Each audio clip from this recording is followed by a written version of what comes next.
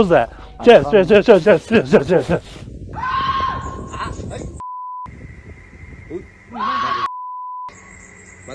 Holy it's touched my back.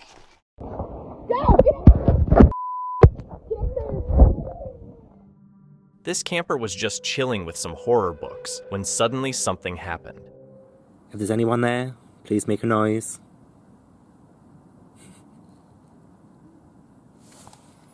It's literally so dark outside, I don't even think you would be able to see anything.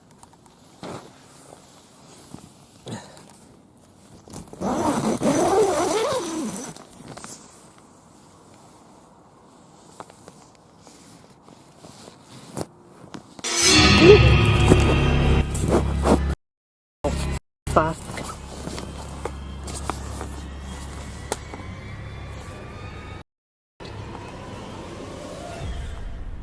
It was right there.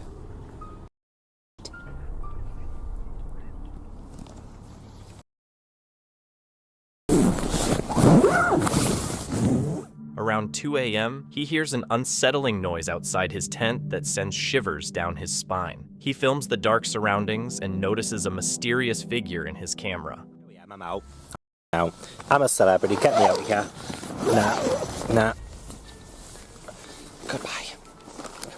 Terrified, he rushes back into his tent and decides he needs to get out. He bolts into the night, desperate to escape whatever's out there.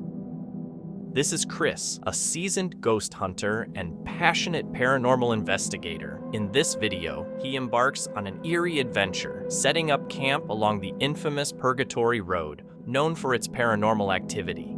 Get a lot of names. I don't always buy into the names just because it's interesting that it's just, what do they mean, right? I don't know what these names are, who they are, what they were. What the f is that?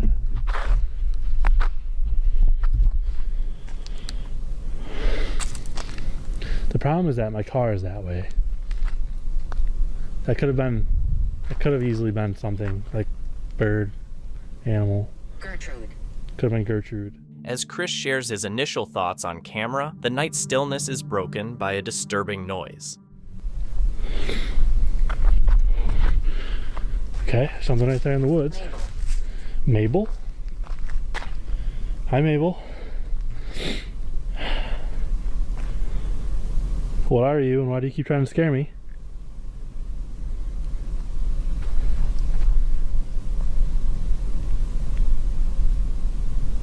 Something is literally walking in the woods. I don't know what direction it's coming from, but something's walking in the woods. I just don't feel comfortable with that. Hiding in his car, Chris keeps his camera rolling and his light focused, ready to capture any unusual activity. What the is that?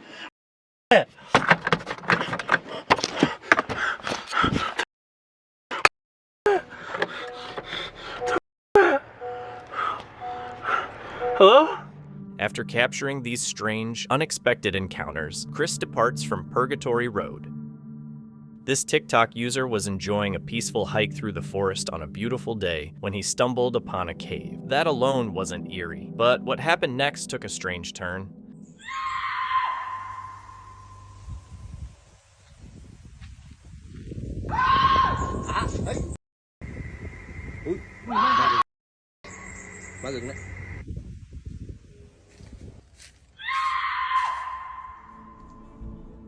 He ran without a word, trying to convince himself the sounds were from a ghost. But the unsettling part is that it might not have been paranormal at all. Maybe it was a person who had fallen into the ravine, screaming in pain or calling for help. Scared, he ran. But what if that was the reality? Or perhaps it was just an animal making strange noises. Either way, it's one of those creepy, unsettling moments you don't want to encounter deep in the forest. Dustin is a TikToker who shares clips from his daily life and has built a decent following. In this video, he was heading home from a friend's place when he passed a spot in the woods that's pretty famous in his town for strange activity. He decided to stop and start recording for fun since he films everything, but this time he caught something creepy. Check it out. Okay. So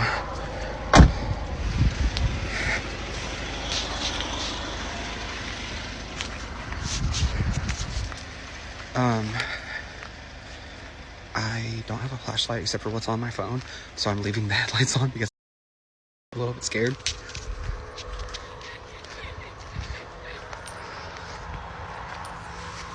Ah, something's in my shoe. What? Not a penny. Okay.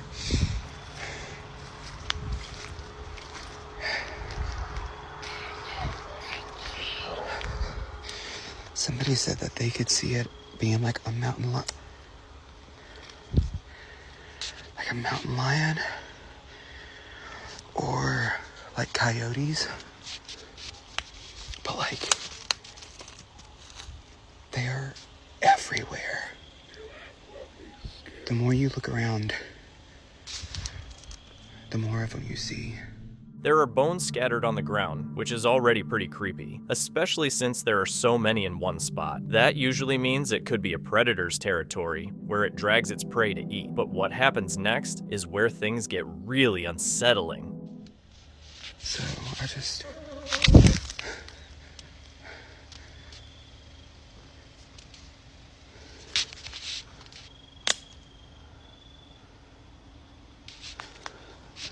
Okay, please tell me you guys heard that.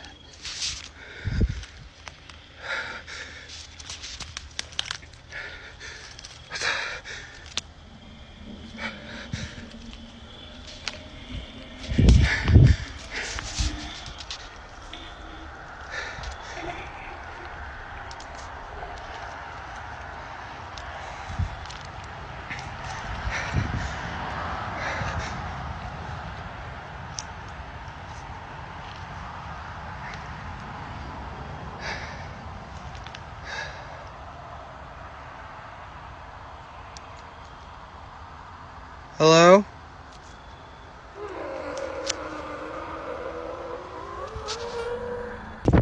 Do you think it's real or fake? Drop your thoughts in the comments.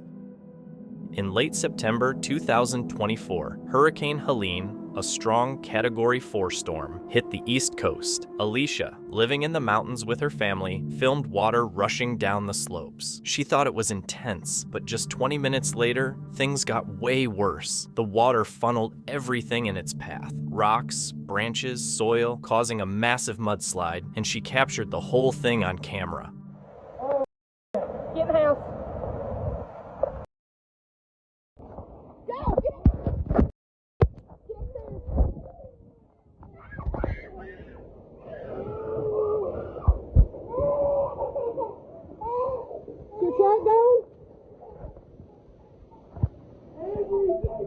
The video cuts off suddenly, but slowed down, you can see the mudslide tearing through trees and heading straight for their house. They had nowhere to run, but thankfully, Alicia and her family stayed safe inside. It's a reminder that nature is unpredictable. You're never completely safe, and life can change in a heartbeat.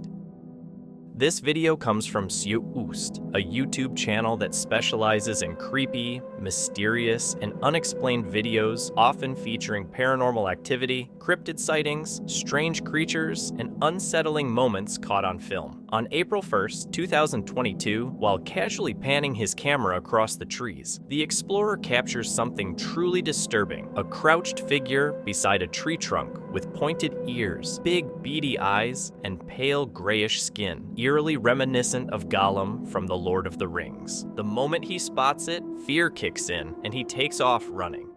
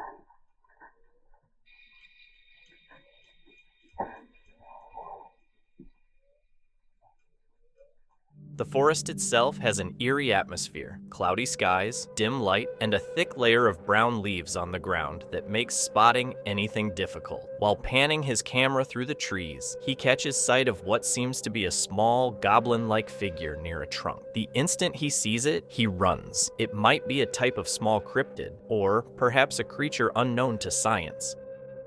This video comes from Hunt Your Way. On September 27, 2021, while bow hunting on his secluded property, the landowner is suddenly startled by a gunshot nearby. Concerned, he goes to investigate and soon spots a young man carrying a rifle wandering through the woods.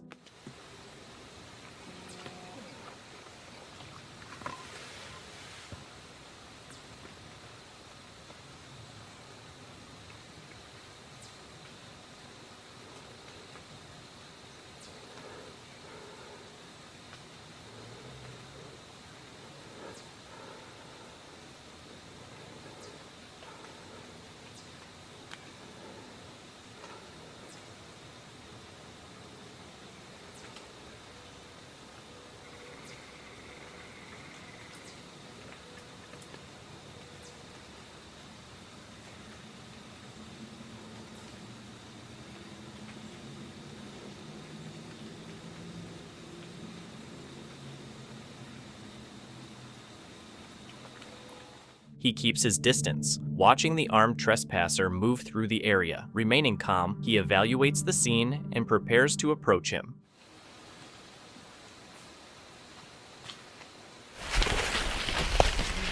I said, are you a neighbor down here? Do you live up this road? Yes, sir. Okay. Yeah, we smoke up over. Yes, sir. Yeah, I own all through down here. I actually don't mind people crossing through here out of hunting season. It looks like you're probably doing some squirrel hunting. Oh, no, I didn't even know squirrel was in, honestly. Oh, yeah? Okay. Is it? Yeah, it's in. It's in. Oh, well. But yeah, I do a lot. I basically bought this property to deer hunt, and it's the first day of deer season. Heck, yeah, there's some So I'm big down there ones bow hunting. I heard the rifle go off down there a little ways. And I had a group of deer in here, and as soon as they went off, they were gone. My bad, man. I didn't know. But yeah, If during if hunting. I didn't know deer season was in, I wouldn't even been walking through here. Yeah. To be honest with you, man, that's my bad. Oh, I appreciate that. Yeah, like I say, yeah, we'll be hunting pretty heavy through. That's the reason I bought this property, just for straight for deer hunting. Oh yeah, Yeah. there's some monsters in here, man. Yep. I've Yep. been hunting one for about 3 years now. It's pretty big. Yeah. He walks up and tells the young man he's trespassing on private land, property he bought specifically for deer hunting. He points out that the gunfire is scaring off the wildlife and disrupting his hunt. Luckily, the teen is respectful, apologizes for the mistake, and leaves without any trouble. So let's hope he listens to that. But you try to be nice to the neighbors. That way you don't have any issues, which I've had a lot of issues so far, as you guys know that follow the channel, with break-ins on the camper and the shed. So hopefully being the nice guy this time will keep me from having those issues. Though understandably frustrated, especially after recent break-ins and rising safety concerns, the landowner handles the encounter with patience and respect. Instead of escalating, he uses the moment to educate. It's a calm yet firm reminder of the tension that can surface during hunting season, particularly in rural areas where property lines aren't always honored. Sasha is a creator known for testing his limits and taking on the wild with fearless determination. His channel features everything from braving snowstorms and exploring decaying, off-limits buildings to crafting survival shelters entirely by hand. No matter the challenge, he somehow makes the impossible seem possible. But in the video he released on May 9th, 2025, he might have taken things a bit too far. This time, Sasha set out on a stunning solo trek deep into the mountains to find an abandoned mountain tower he'd read about. His mission? Reach it and climb it. He expected a challenge, but he didn't anticipate just how extreme and dangerous it would become. After hours of pushing through rough terrain and dense forest, Sasha finally caught sight of the tower he'd been searching for.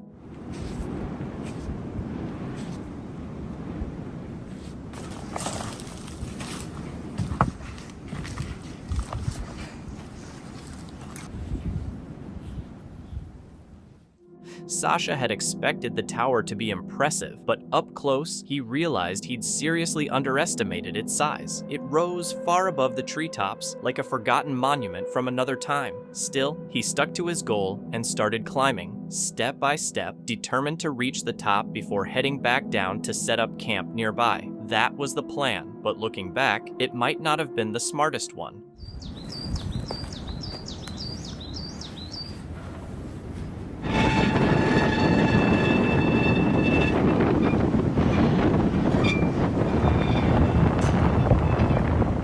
Most people would probably call him reckless, maybe even crazy, for taking on something this dangerous. But for Sasha, this was exactly the kind of thrill he lived for. Without a moment's hesitation, he kept climbing, step by step, driven to reach the highest point he could. No fear, no second guessing, just sheer determination. But once he was up there, surrounded by nothing but sky and silence, the feeling began to change.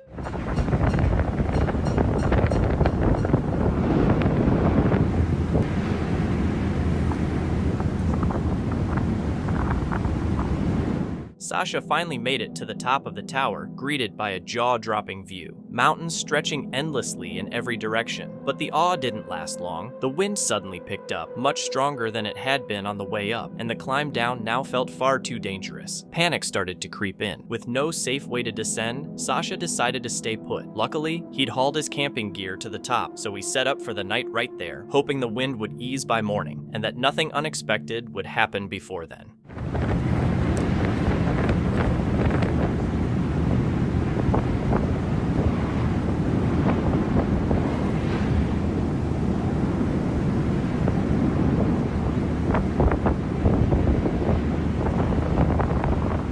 Despite the situation, Sasha kept a positive outlook, seeing it as just another twist in the adventure. He watched the sunset from a spot few would ever dare to reach, enjoyed a quiet meal in his tent, and drifted off under a sky full of stars. By morning, the wind had eased, still strong, but manageable. Feeling relieved, Sasha packed up his gear and made his way down, step by step, until he reached the ground safely.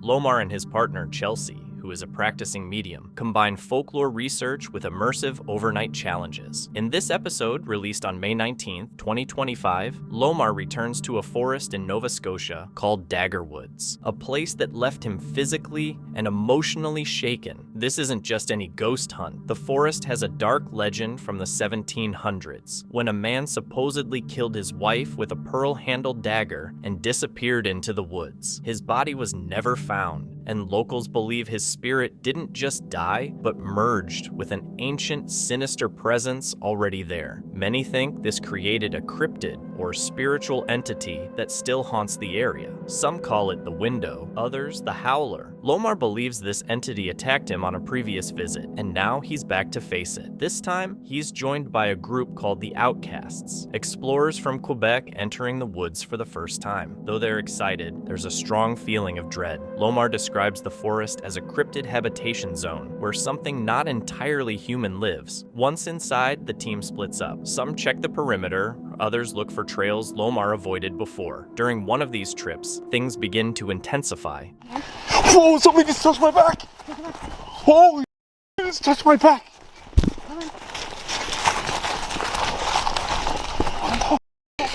What the? Whoa! Whoa, did that just say I know you? Yeah, it did. It did. Why do I feel like it's that humanoid that's causing this right now? Very And deep down I feel like it's doing something. Let's just get back to base camp. Safety in numbers. Check on Akia. The key is in the Jeep though, right? She's in the Key is Jeep. still in the Jeep. Of course, yeah, she is. But still, And plus the boys are there. that sounded so freaking close. Yeah. Now they're gone. Wait.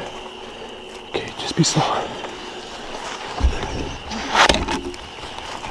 Coyotes want to attack it. Oh my, I just heard a clap.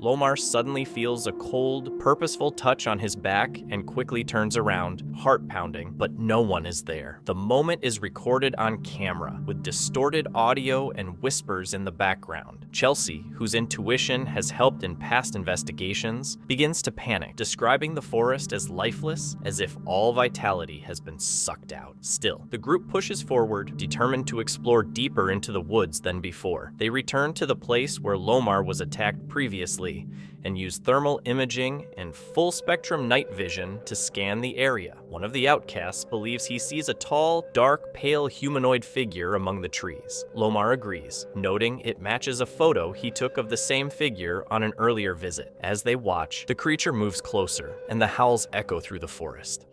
Can you see us? That's insane. So nauseous. Really? Yeah. Like, I can't shake this gut feeling. Like something is just wrong. Do we need to turn back? No, we can keep pushing, but like... Lungs. Okay, what was that? That was like a bark. From like that way. That's not a Kia. No.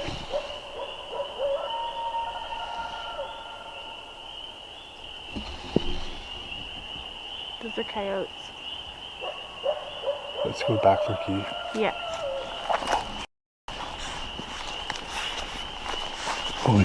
And your lights on? Yeah, my light's on. Stay close to me. They're close to us, Chelsea. Grab something.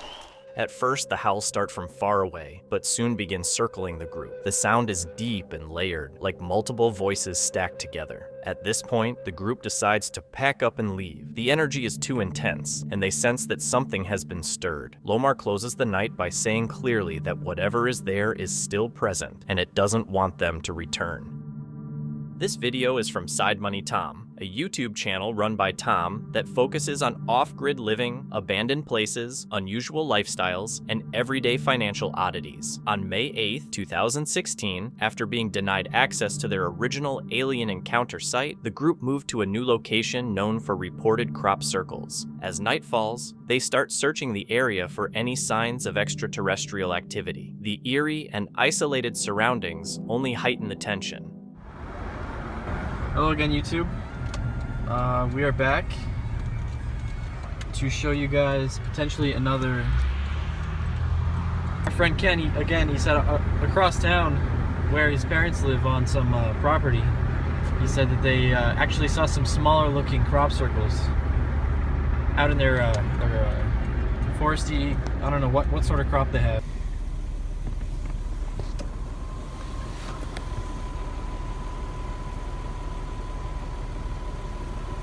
We'll go have a look around.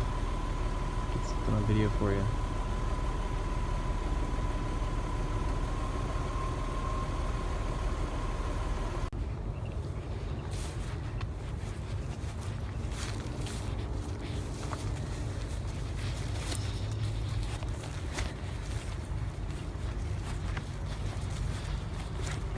Not a whole lot out here.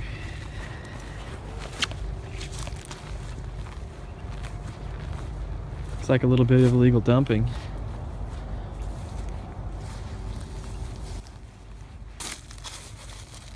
It's like sand.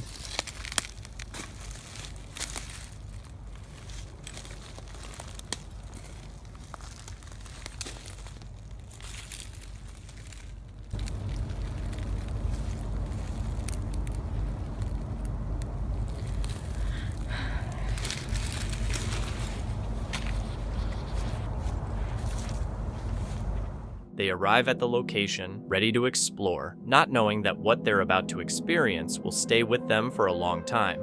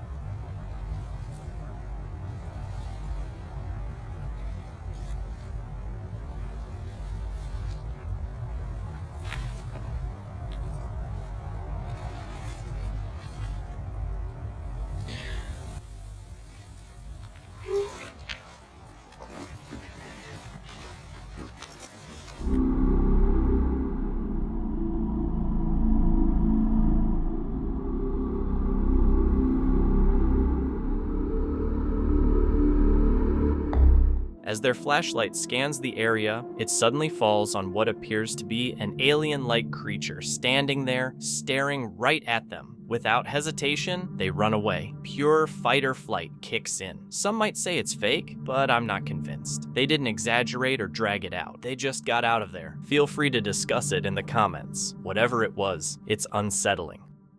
Around a year ago, a group of explorers went into an old abandoned building deep in the forest. After the tour ended, as they were the last to leave, they noticed a weird yellowish glow. One of them pulled out their camera to record, and that's when they saw something unexpected.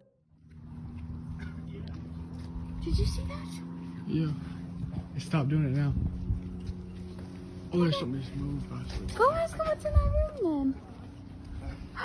I saw it too. You're freaking me out. Wait, did you see that? A figure walked by and approached the window. The odd part was that those windows hadn't been updated yet, and nobody was meant to be in that area at all. They uploaded the video to Facebook to see what others thought about it. In the middle of the night, near the edge of a forest, someone was jolted awake by chilling screams coming from deep in the woods. They grabbed a flashlight and went outside, shining it into the trees, trying to find someone or something. But all they saw was darkness. No movement, no figures, just the haunting sounds echoing around them.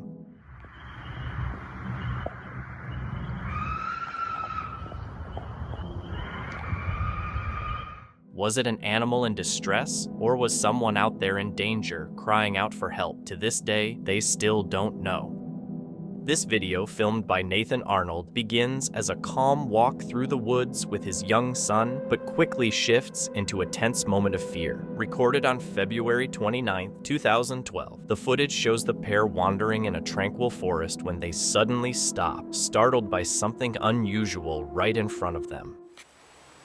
You don't see that? I don't see anything. What is that?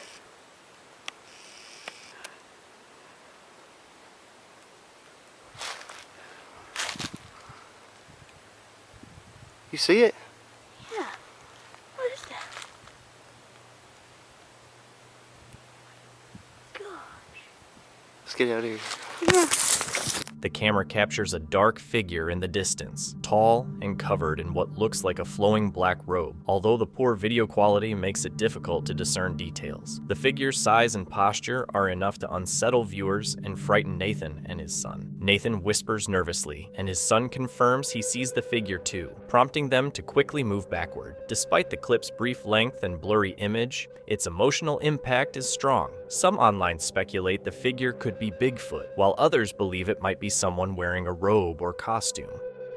Here's a chilling video from NKPS Paranormal, a YouTube channel all about paranormal investigations. They usually check out haunted forests, abandoned places, and spots known for cryptid activity. The channel keeps it real with a straightforward style, focusing on genuine, unfiltered experiences. On July 11th, 2025, while Chris was exploring a quiet forest, he started noticing creepy signs that something was there. Trees broken and set up like barriers, weird rock piles in odd patterns, and spooky howls ringing through the woods. What was that?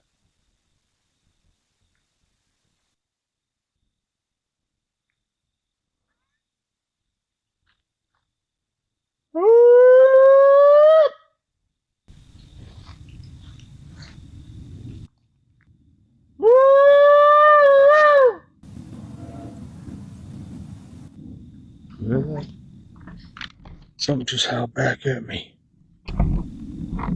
As he howls into the woods, something howls back, deep, guttural, and not a coyote. He cautiously moves deeper, hoping to catch a glimpse of what it might be.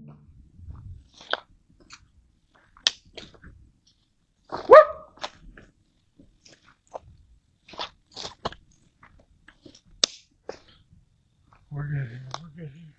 We've had wood knocks. We've had all kinds of crap back here. Like, I've been dealing with this for months. I don't have a clue what it is. As he goes further in, he notices eyes shining in the trees behind him, clearly caught on his camera while filming himself. He also talks about eerie tree knocks coming from the area, echoing loudly through the forest like something is trying to announce its presence.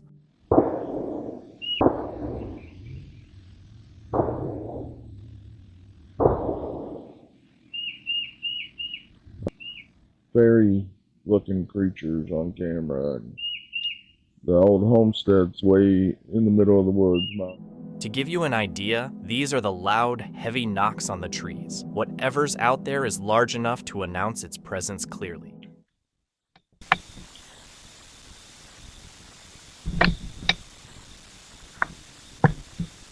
These your woods? You want me out of them?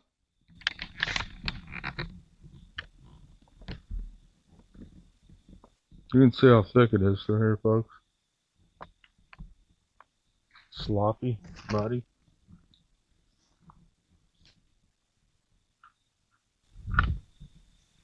Good. You getting busy, girl? Let's turn the color on a little bit. Is you getting busy on my shooting? This is my target range, guys. I shoot a lot out here.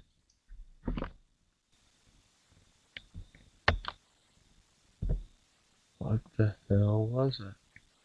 What howled back at me?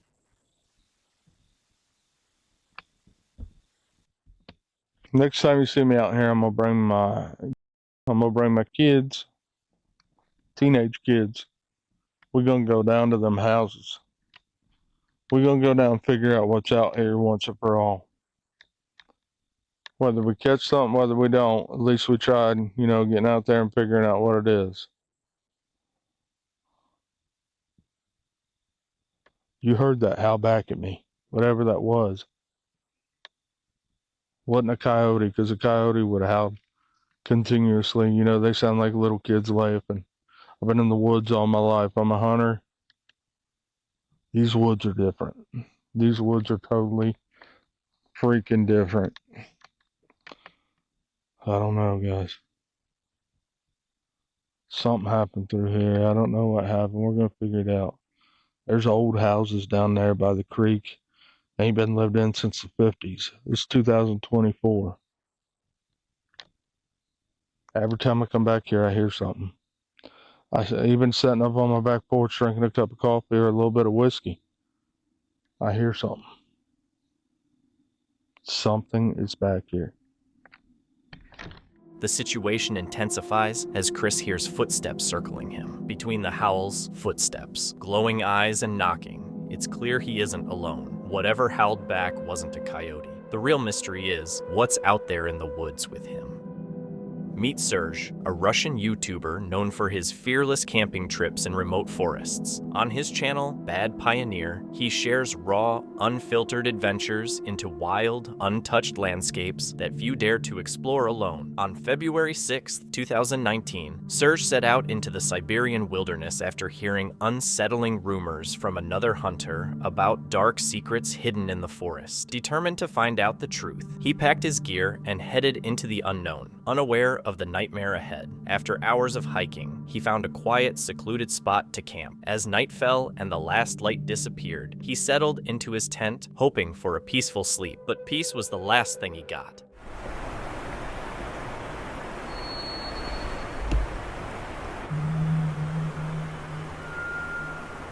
The calm of the forest is broken by strange and unidentifiable sounds just outside his camp. Grabbing his camera, Serge steps out into the cold night to check it out.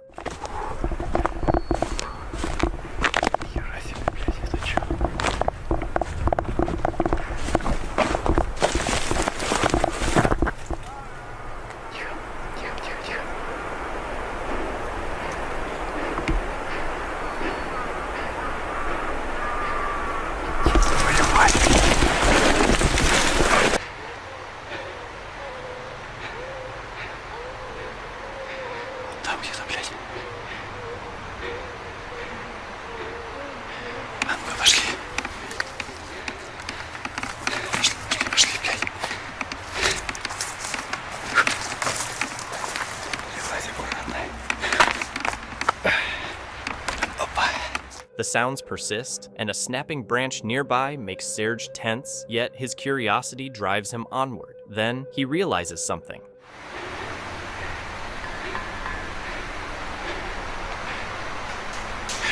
Oh.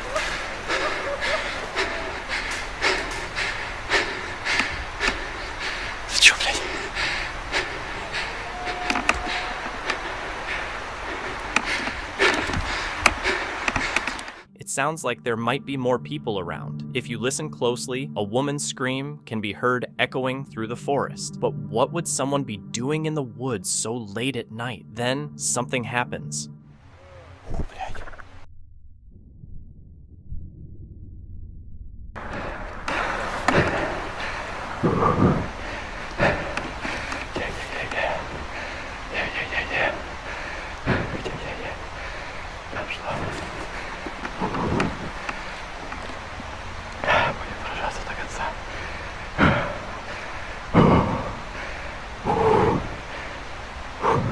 Gunshots ring out, narrowly missing Serge. His heart pounding, he drops to the ground, knowing one wrong move could be fatal. He stays flat for 20 tense minutes until the sounds fade. When it feels safe, he chooses survival, leaving his campsite and fleeing the forest. Since that night, no updates have surfaced about what occurred. Paranormal investigator Ian heads deep into Minnesota to explore two of the state's most haunted spots, places locals avoid after dark. This investigation shows how a location's history can haunt it in eerie, very specific ways. Starting at Spirit Lake, known for the legend of a drowned indigenous maiden, Ian first encounters a strange mist over the water, creating a chilling atmosphere. Soon, the spirit's presence becomes clear, with a faint pleading whisper caught on an EVP, seeming to call him closer to the lake's edge, setting up a terrifying turn in the investigation. Those are getting me good right now.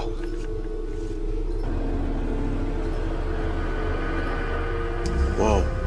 Whoa. What was that? Did you see that? That looked like something. I don't know. I don't want to jump to conclusions, but I mean, I could just be going crazy. Maybe I just saw something. But I'm gonna have to look back at that footage. The encounter on the fishing dock marks the point where the investigation takes a terrifying turn. It starts with sharp spikes on the K2 meter and brief flashes of orbs. But the real fear begins when heavy thumping sounds come from beneath the dock, as if something trapped underwater is trying to get his attention. Hello? Is there someone there?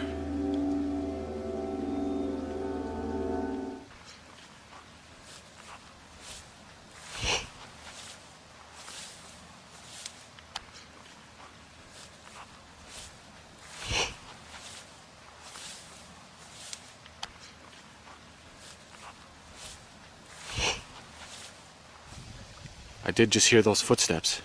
All right, I'm gonna try another burst EVP session. Maiden, if you are here, and if that was you, that was just walking. Maiden, if you are here, could you please say something? Whoa, whoa, whoa. Did you hear that? That sounded like a lady, like a female whisper. I couldn't make out what she said, but I'm gonna listen one more time.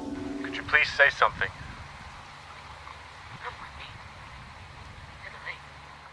The climax arrives when a dead, partially eaten fish is violently thrown from the water, landing at Ian's feet. This physical act is followed by the sounds of a woman splashing and crying out, the unmistakable sound of drowning. Then, Ian hears something rushing toward him from the reeds, forcing him to flee. The scene shifts to Ferguson Cemetery, where an angry boy's spirit is said to be guarded by phantom hounds. The investigation starts with knocks on trees and quickly turns hostile when an EVP captures a child's voice telling Ian to leave.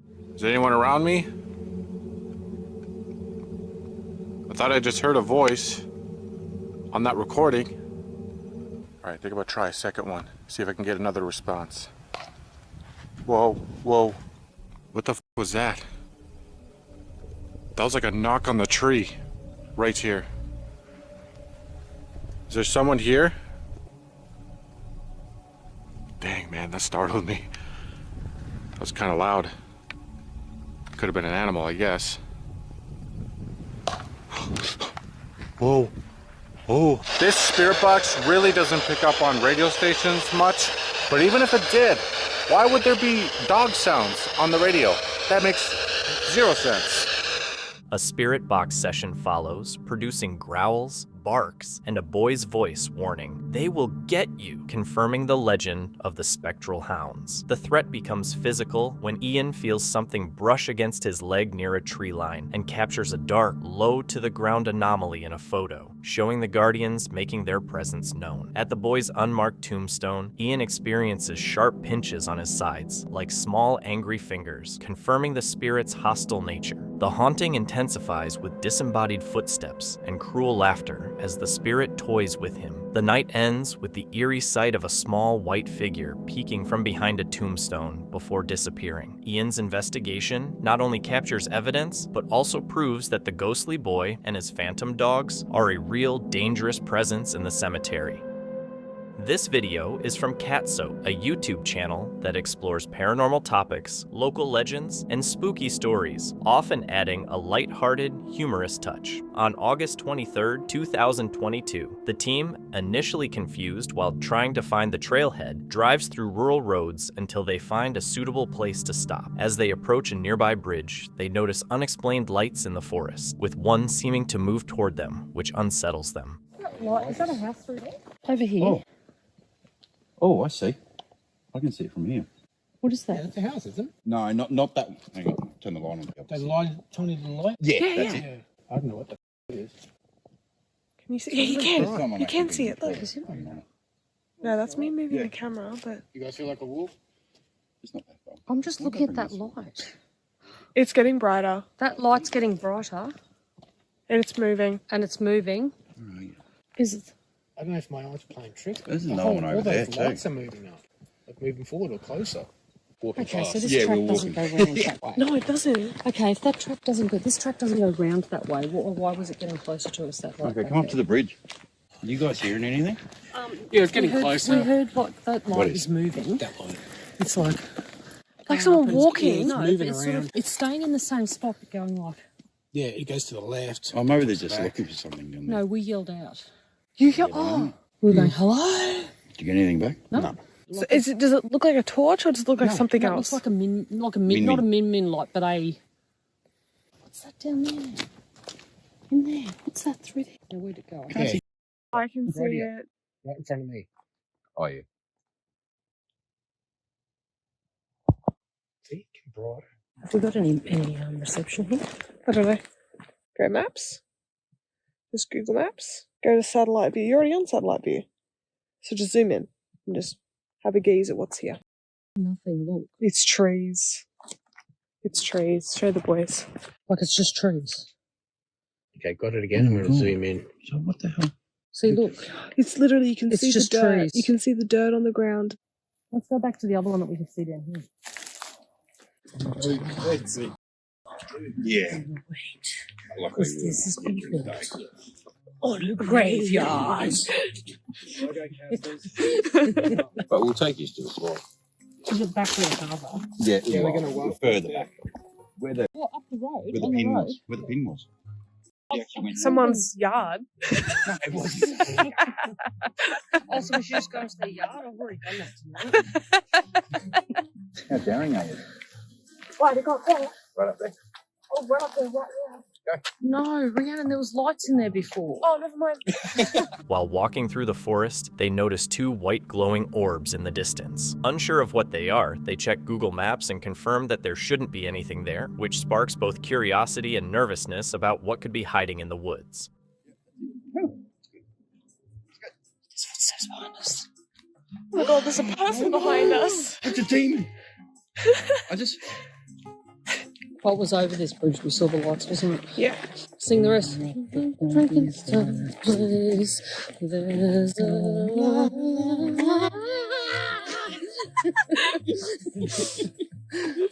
She'll put that on. She's got it on. Whoa. For just a second, someone had their torch on my pigtails and I know. looked like. Here we go. See that one? Oh. I can't see that. On the left of the tree right in front of me. Can you see it? Yeah, I can see the one you're looking at. It's just, I just don't like that they get brighter and then. And it sort of looks like it's Softer. This moving. one's weird. There's a whole heap of them. They're not that far in the bush either. No. Look, you can see this one on the camera. Yeah, I know. I've got some footage of it. Look. Oh my god, how close is that? That is close. It's trying to debunk, you know. Yeah, we'll be trying to do. They see one of the glowing lights again, but this time it's much closer. It appears to be just hovering there. It could be a paranormal orb, or maybe just eyes reflecting the light from their torch. Share your thoughts in the comments below. It had been 6 months since Gaz last checked out the spot where he'd caught footage of the so-called Lady in White. The memory was still fresh, but he was set on going back, this time armed with ghost hunting gear, night vision cams, a trail cam, and a sleep recorder app. The place had changed a bit, some mountain bikers had built ramps, and there was a new fire pit, but that same creepy quiet was still there, making him feel uneasy. Behind where I had my hammock. Now I've stashed my backpack behind a tree over there off the path, so if anyone comes and sees me at the moment, it just looks like I'm walking dog, because I want to minimize any outside impact that people might have. Looks like there's a downed tree over there, that's new, and there's also a new fire pit here. As dusk fell, he started to investigate the spot where he had earlier heard the unusual noises.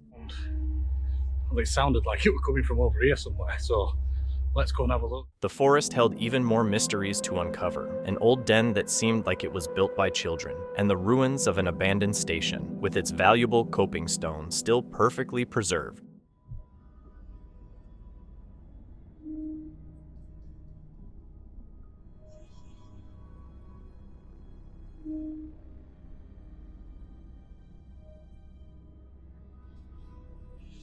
This looks like an old den from kids, maybe.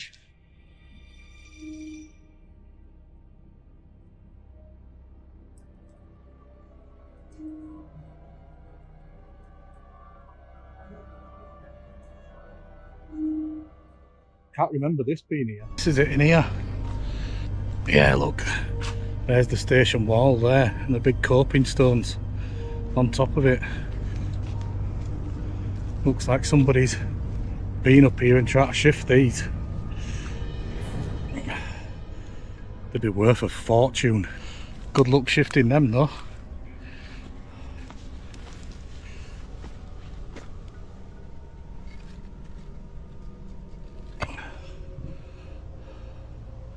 Wow, it's well overgrown.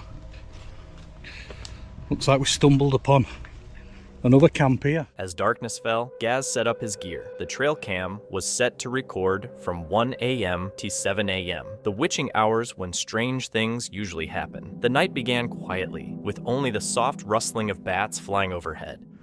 Can't see out in trees apart from bats. Batman. The quiet night was broken when he woke up twice, first at 2:30 a.m. and then at 4:30 a.m., each time after a bad dream. This wasn't unusual for someone camping in a forest rumored to be haunted, but what felt strange was his inability to remember what had disturbed him the first time. Often, the subconscious notices things the conscious mind chooses to ignore. Earlier, that's what woke me up then. I had a dream for years, never mind a nightmare. Don't know what that was. It was something that might have been the wind, but it didn't sound quite natural. Like much paranormal evidence, it left him with more questions than answers. While driving home from a camping trip, a group spotted something unsettling by the side of the road. What'd you say? What? It's behind that tree. Nana, what is that?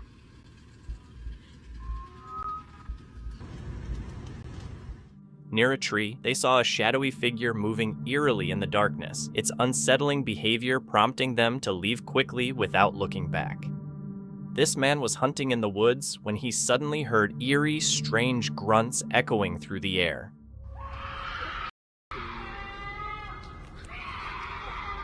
Could these noises be just wild animals, or is there something darker lurking beneath the surface?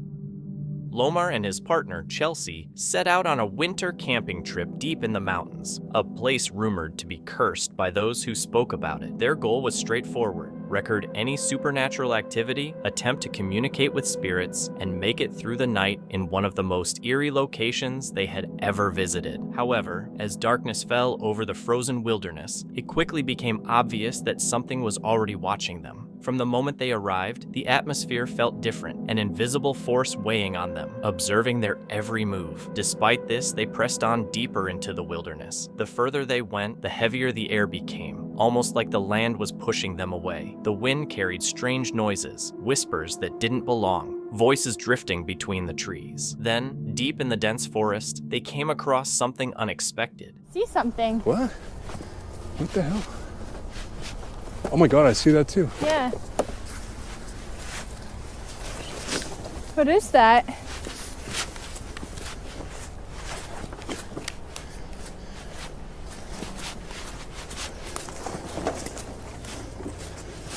What the heck? Yo, it looks like an old cabin or something. Yeah, it's like a makeshift little hut. Could be someone's like hunting cabin.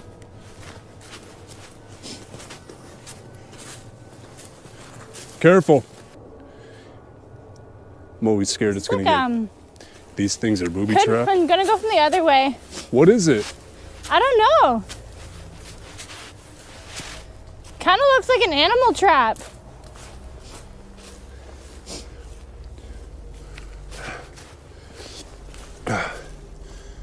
A little hut. Why here though?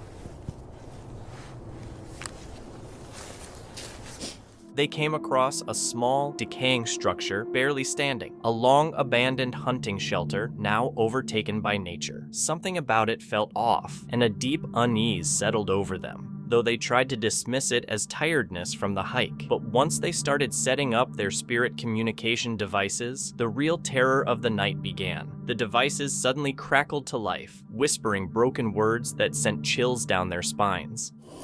It just said they placed a curse. They placed a curse? That's what it just said. They placed a curse. I don't blame them. Stolen land. If someone came in and stole my land that I worked really hard to find and to build a whole community and then someone stole it, I would place a curse too. The words hit them like a punch. A curse had been placed. They realized whatever was haunting this place wasn't just a lost spirit. It was something tied to the land, something ancient that didn't want them there. The silence that followed was even more terrifying, stretching out until it was broken by a chilling scream. The sound was distant yet strangely close, high-pitched but guttural, something unlike any known creature. They didn't wait to find out what it was. Racing back to their tent, their worst fears were confirmed when they arrived. I just saw a shadow. Could it have been the tent itself? Nope, that was a shadow. That looked like a person. Are you at the chicken drum? Are you by our tent? That looked like a person going into the tent. I saw the arm.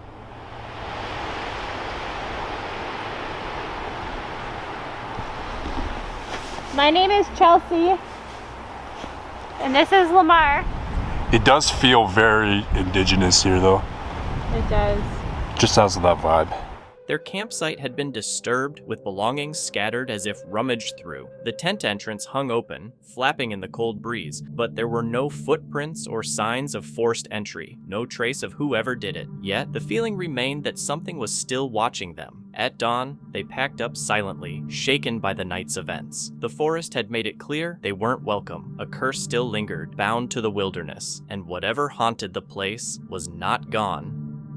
Chris and Jasko were far out in a super remote part of the Texan wilderness when they spotted something that gave them chills. A mysterious truck slowly driving down the dark forest roads. Seeing it once was strange enough, but then it happened again, and in the middle of nowhere, things just didn't make sense. So we watched Jazz's footage back while he was driving, and that was definitely the same truck, 100% the same truck both times. So we decided that we're gonna get not out of here, but we're gonna get super far away, at least far enough that we feel comfortable. Because it's just strange that that would come around twice like that. I don't really know. Again, we talk about it all the time. You guys probably get sick of hearing about it. But intention is everything, and you don't know people's intentions when they're just driving around the pickup trucks. This is a very large forest, so to be coming around back and forth, Jazz, the only logical, like truly logical thing I could think about, like as to why somebody would drive around like that twice, logically, is because possibly they deer or something and it didn't fall. They're trying to track it, like hoping it would just come out or something. I don't know. Which seems pretty far-fetched, and it is pretty far-fetched, but that's the only logical reason. Things got even stranger when their spirit box suddenly started picking up signals. First, they heard someone named Catherine. Hello, is there anybody here that wants to communicate? My name's Yasko, I'm here. Catherine is lost. Oh! Then, a voice identifying as Mark came through, saying he had drowned nearby. He sounded desperate to warn them, though the exact danger was still unclear. All right, Catherine, are you still here with us? It's him. Okay, so it's not Catherine. Who is him? What's his name? Okay. How did...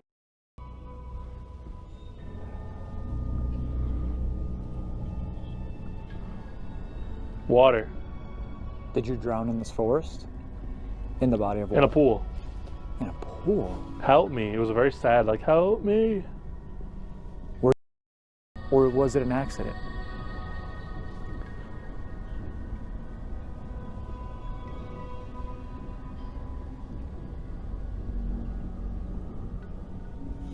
Go back. Did you... I mean, this water might connect to a bigger piece of... No lie, I said, hey, Jazz. What's the good, spirits? What's your name? Mark. Okay. Mark, I'm so sorry to hear the water here. Could you tell me, is there anything we should be worried about here tonight? I'm following you. Okay. Well, that's unfortunate. Do you mean protection? Harm? Wow. Thank you. Thank you, Mark. Protection from... Right when they figured things couldn't get any weirder, they came across a tackle box containing torn up money and a mirror. Money? Oh, there's a mirror inside, bro. Oh, shut up. Shut up. Coincidental, right? I don't know. Yeah. Do tackle boxes have mirrors? It's like, hey, like I gotta go catch some fish. Do I look good? Am I okay? How's my beard? It looks like there's some sticky residue in there. Sorry. What? What the bro? What happened? What is it? I don't know what to say right now. This might be crime evidence, dude. Why? Oh. Is that not money? Filming over there? It said, I am a wealthy person. My money is lost. No Find way. my money. No I fucking swear way, on bro. everything. Can the spirits, if you guys can hear us, tell us what this is or why this is here? I'm gonna put your phone in my pocket for a second, bro. That's okay. As long as it's you like, get it back. Is there anything else in there? I don't think so. Might just like a finger or something. Well, why don't we put it back together?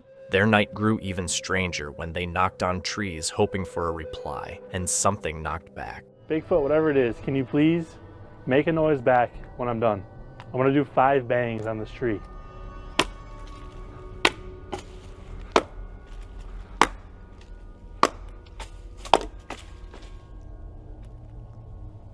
Oh.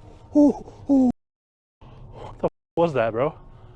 The temperature shifted sharply, and Jasko noticed an unusual warm area amid the cold night air.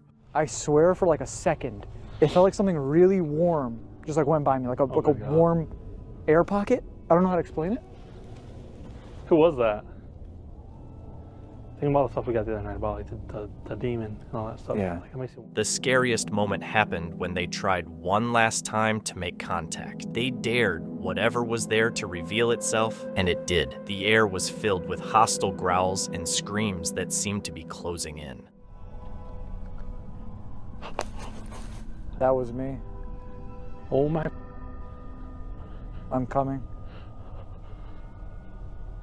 It's us. Beware. You want us to leave? Are you threatening us? You're gone. Oh, okay. Hopefully not. Hopefully we're still here. Can you use the water, use our cameras, use any of our equipment for energy to communicate with us, show yourself, anything you can do please. Their spirit box crackled with eerie messages like, "I am right behind you," mixed with bursts of creepy laughter, which scared them into backing off. I am right behind you. I'm right behind you. Trust me, I'm looking for you. Now. I don't see you. Come down the hill. Quit being scared. Just come down here, please. Good night. Good night. Dad. Good night, Dad. Crying. What is that? Ha ha. What was that? Did I scare you? Yeah, you did. There's more. What was that? Jess. Bro. There's something here, bro. What?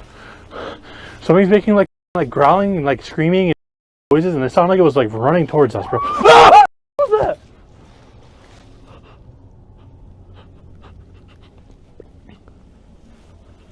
That's laughing. Slowly. Let's get back to the van. Take your phone. In your pocket. Got it? Chris and Jasko had faced the supernatural before, but this night in the ADX was especially intense. With the strange truck, creepy physical signs, and a hostile presence following them, it was clear some places are best avoided after dark. On January 11th, 2025, this footage is from Wiggins Wild, a YouTube channel run by Coin and Victoria, a couple sharing their off-grid homesteading journey in the Arizona desert. Their usual content is upbeat, featuring updates on land development, alternative gardening, and their love for living off the land. During an early walk on their newly purchased 20-acre property, something unexpected caught their eye, something that could turn their dreamland into a potential disaster. As Coin and Victoria search for the boundary markers of their first 5-acre section, they're happy and playful, enjoying the natural beauty around them. But their mood changes when Coin spots 2 old Mexican peso coins on the ground. First we found a couple pesos and we were like, that's cute, washed away from Random. Mexico. Like I was just walking, I kept finding stones, and then all of a sudden I like looked down and I thought it was an Apple AirTag, and it was 2 pesos. 2 pesos from like 98 and 92. The coins from 1992 and 1998 looked strange but didn't cause much worry at first. They thought the coins had been carried there by the dry wash system. However, things soon took a turn for the worse. found a little kid's backpack, like a kid-sized backpack, which wouldn't like be too alarming or anything, but it's like in the wash. And a little while ago, just randomly walking through here, we found 2 pesos, like 2 peso coins, and we found a little kid's shoe.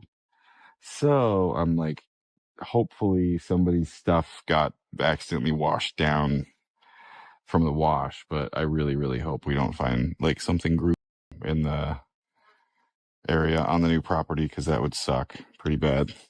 Yeah. You know, because we are so close to the border. Like, there's a backpack, a shoe, and some monies. yeah, I really hope we don't find some person or persons that We're trying to make their grand escape. Yeah. Well, that's the news about that. Victoria comes across an old, partially buried, child-sized Puma backpack with the front pocket torn unnaturally. Close by, they find a small, sun-bleached, and partly decayed child's shoe, clearly made for a kid. What's unsettling is that the coins, backpack, and shoe are all located in roughly the same spot beneath a large tree near what looks like a pack rat's nest. Then, they discover a bone. Over here, right? Yeah, right there. And I'll show you the bone. So it would be different if it was just the shoe. So we found a little kid's shoe, we found a little kid's backpack, and we found this bone under that tree. Who knows, though? Sorry, buddy. Those are deer bones? Hopefully. Hope so.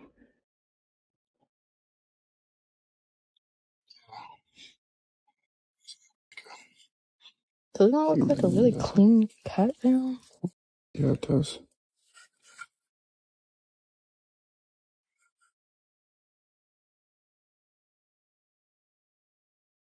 The objects are long, smooth, and curved, possibly a femur, small enough to belong to a child, though it's uncertain whether it's human or animal. Victoria immediately wonders if it came from a young child. Coin feels uneasy, but tries to keep calm, nervously joking about not wanting to discover a crime scene on their new land. Soon, they find more bones nearby, including one with a clean cut as if made by a blade. They begin filming more actively, documenting the unsettling find while understanding its serious implications. This area of Arizona is close to well-known migrant routes, where many attempt to cross the Sonoran Desert on foot, facing dehydration, extreme heat, and human trafficking. The mix of children's belongings and possible human remains suggests a connection to this crisis. Later, they contact the local sheriff's office via a non-emergency line, and a deputy agrees to meet them on site. Coin and Victoria get ready to show the officer what they found, still uncertain if it's a tragic discovery or something worse. Without any identification or clear answers, the mystery remains unresolved. Dub Ventures is a UK-based YouTube channel all about van life, travel vlogs, and camper van adventures. Run by a couple who mostly travel around the UK and Europe in their custom-built camper van, the channel shares their journey. On September 1st, 2022, while wild camping on a route in Scotland, the couple had a frightening experience in the middle of the night when a group tried to break into their van. At first, they left this out of their vlog, only mentioning loud noises that disturbed their sleep, but later decided to reveal the full story. Well, as you can see, this is not where we went to sleep last night. During the night, about 2 o'clock in the morning, some people turned up Wales parts and they weren't doing anything wrong, but they were loud. I mean, loud. It woke me and Brooke up and Thor, and we couldn't get back to sleep, could we? So we just decided we need to move on, so we just drove a little bit out, about half an hour, and then we found a lay-by just to get a few more hours sleep. Now we're up bright and early. Brooke's got the kettle on. They got up and casually said they had to change locations around 2 a.m. because some noisy people nearby were disturbing their sleep. But it turns out there's much more to the story than that. Just want to say, we've had our YouTube channel for nearly 4 years now, and we have had camper vans for 5 years, haven't we? Yeah. And one thing that we're proud about our YouTube channel is how we're always honest with you. We're not fake with you. We don't fake things. You know, we say it as it is. We show you as it is. Now, this video that you've just watched, we said that during the night there was some noise that some people was making, and we basically made a decision to move. Now, that is true, but there's a little bit more to it. Now, me and Brooke have had a chat about this, whether, you know, we was going to sort of like actually tell you what happened, and we've discussed it, and we feel that the right thing to do is be honest with you guys and actually tell you why we had to move. So as Tom mentioned in this video, he broke the TV bracket, and there's actually a reason why that happened. Yeah, so we said in this video at 2 o'clock in the morning, you know, someone was making some noise, and you know, we moved on. Now, we've not really strictly told you the truth here, and me and Brooke have been talking, and you know, we've decided, because like I said, we're proud of our channel and we're never fake, you know, we always want to show you and tell you as it is. We've decided that we're going to tell you the truth. Now, the truth is, at 2 o'clock in the morning, whilst we're asleep, we actually got attacked while we was in the van. Now, I'm normally sort of like, when I'm asleep, you know, any little noise I wake up, but The world, but it was the opposite way around this time. yeah, I was like in a deep sleep, and then the next thing I heard Brooke screaming, and then as I woke up, I could hear. Now, I'm not going to go into details, but one thing that I will say is, these people were trying to get in the van. They knew there was someone in the van, and they was being very aggressive in the things that they were saying for us to get out the van. Like I said, I'm not going to go into details. Now, my immediate reaction was to jump up, but as I did that, I went to like grab like what was near me and everything, and I broke the TV whilst I was doing that. Now, I jumped up, and very quickly I was aware of what was happening. Now, I'm not going to go into, like I said, too many details, but one thing I will say is I'm actually professionally trained in conflict management, and I got something from the van, I opened the door, I got out, and like very quickly this group of people realised that it was a mistake to continue what they was doing, and they ran off basically. Like I said, there's a bit more to it, but we're not going to go into details. Now, the reason that we're telling you this is because, like I said, we've always been honest with you guys, and once I edited the video, it didn't feel right, did it? That we weren't being truthful, you know, but, you know, just sort of like glossing over it. I will say here is, when we got back in the van, obviously we needed to calm down a little bit. There was actually a camper van that was next to us, and, you know, there was just like a lady and her grandson. Yeah, and they heard like everything that was going on, and they obviously got out like what's going on, and, you know, explained everything, so they was like a bit worried. So we made a decision. We rang the police, not thinking that the police are going to come and they're going to like go and find them or anything. It's just they had to be made aware, didn't they? So we did the right thing. We rang the police, and they said they'll send a patrol out to look in the area and everything, and all that. So, you know, so we did sort of like report it, and then we had a decision to make, and the decision was simple. We had 3 choices, didn't we? Yeah. Tom said there's 3 choices. 1, we go home. 2, we stay where we are. Or 3, we move on. Now, I'm pretty sure I shocked Tom because I thought Brooke was going to say, I want to go home. It's simple as that. But I thought just because some idiots have tried to ruin our holiday and tried to get into the van is not making me want to go home. I want to continue my holiday. So we made the decision just to move on, and we drove. I didn't feel comfortable staying in that spot anymore. Yeah, we drove a bit further on, and we parked in a lay-by. The couple later shared that the group didn't just make noise. They attempted to break into their van and acted aggressively with threats. Tom, trained in handling conflicts, confronted them, which thankfully caused the group to run off. They then moved to a nearby lay-by and reported what happened to the police. Despite being shaken up, they decided to keep going with their journey and eventually told the whole story to be transparent with their audience and to raise awareness for other wild campers. High Gear is a YouTube channel that mixes off-road adventures, motorcycle trail rides, and some pretty intense storytelling with a suspenseful vibe. The videos usually show first-person rides where the rider runs into weird or sketchy situations, like finding buried stuff, meeting suspicious people, or having tense moments out in the wild. On August 19th, 2021, after a day of enduro biking, the group got stopped by a guy standing right in the trail who looked like he was up for a confrontation.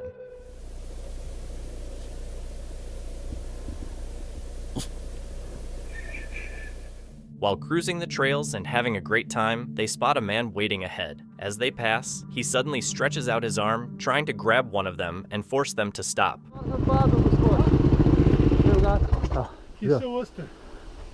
Gor, po un stran hriba, Balkane. Slej sam prečkam. Kaj? Skista? Una stran hriba. Pa vam pustijo gozdarje to da delati? Ba je, da ni nekega problema, no. Jih bo tam imela, da se mi zdi hmal. Zakaj pa? Ja, ne vem. To je naslednjič pa vidno. To je gozdna cesta. Koliko plačate na let za vzdrževanje?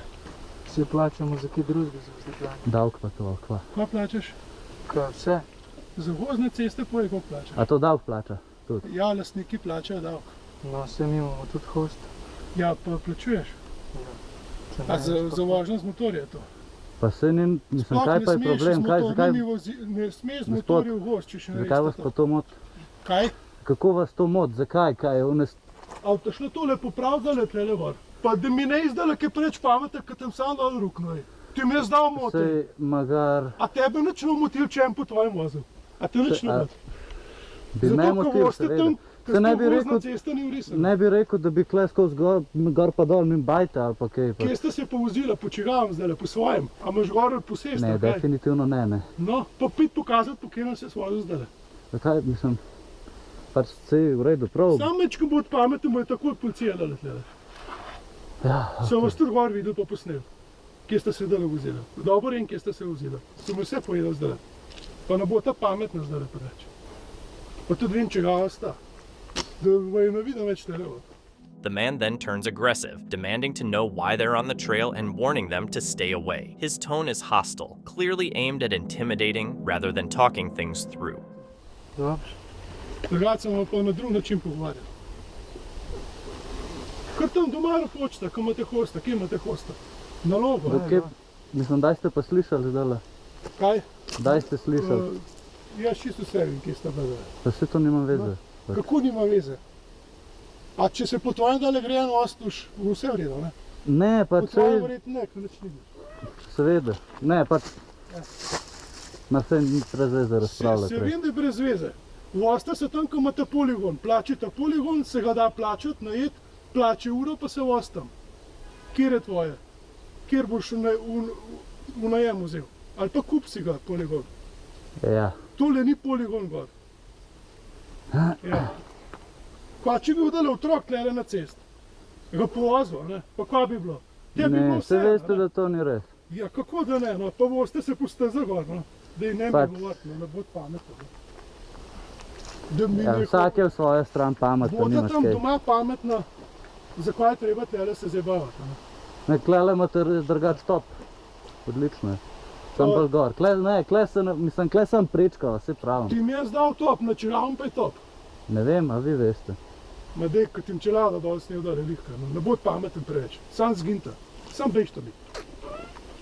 Da nota še kakšnega drugega naleti, ne dela to ne. Ja, seveda, se razume. Sam bežta.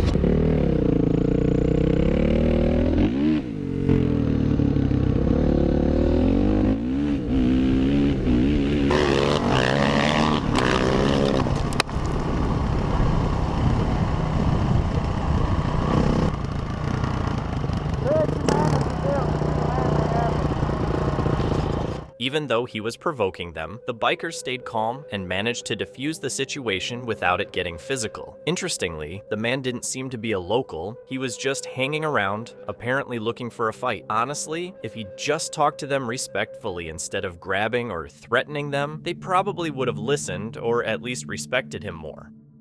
This video comes from Chamos, a Brazilian YouTube channel famous for eerie paranormal investigations, urban legends, and real-life explorations. Chamos and his crew venture into abandoned buildings, haunted woods, and sites connected to ritual practices. On August 28, 2024, while exploring a dense forest, the team quickly finds themselves surrounded by thick, unnatural fog, the foul smell of decaying animals, and an overwhelming sense of fear.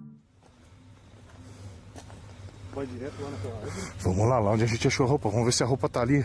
Se a roupa tiver ali ainda, chefinho, é porque o cara não voltou. Agora, se não tiver ali, se as coisas estiverem diferentes, porque ele passou por aqui, entendeu? Ele deve ter voltado.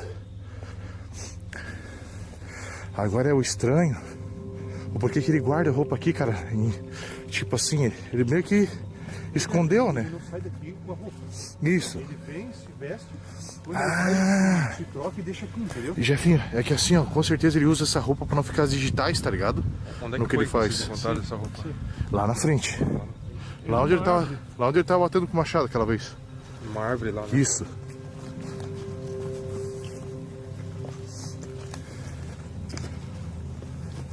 Cara, eu acho que é meio loucura o que a gente tá fazendo agora, né? Meio loucura, velho. Isso porque tu não viu de dia que a gente gravou aqui, né, Jefinho? A roupa, mas eu gelei, velho. Eu gelei, mano.